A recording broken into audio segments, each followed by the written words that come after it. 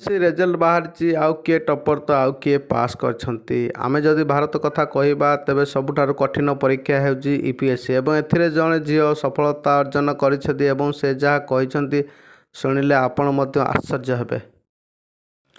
UPSC परीक्षा रे सफलतार कहानी अनेक शुणिथिबे तेबे प्रथम प्रयास रे सफल होबा आईएएस बनवा को जाउथबा एही 22 वर्षीय झियों कथा आपण को आश्चर्य करदेव कारण तांकर आदर्श जणे किंबदंती क्रिकेटर तेबे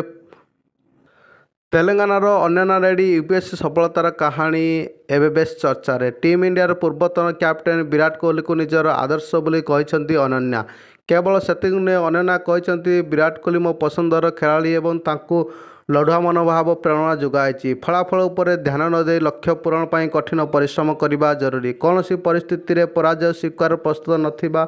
नहबा मनोभाव आवश्यक क्रिकेट मैदान में विराट को एपरी मनोभाव प्रभावित करथिला बोली कहिसेंती अनन्या।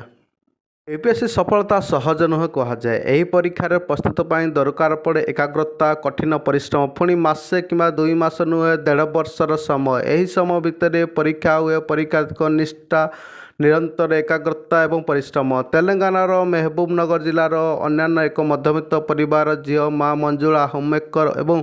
बाप जड़े छोट व्यवसायी दिल्लीर मिराट कॉलेज पास करिया पर सिविल सर्विस प्रस्तुत आरंभ करती आ गोटे वर्ष भितर प्रथम प्रयास कृतकार्य हुअती। मंगलवार यूपीएससी सिविल सर्विस परीक्षा 2023 फलाफल घोषणा कर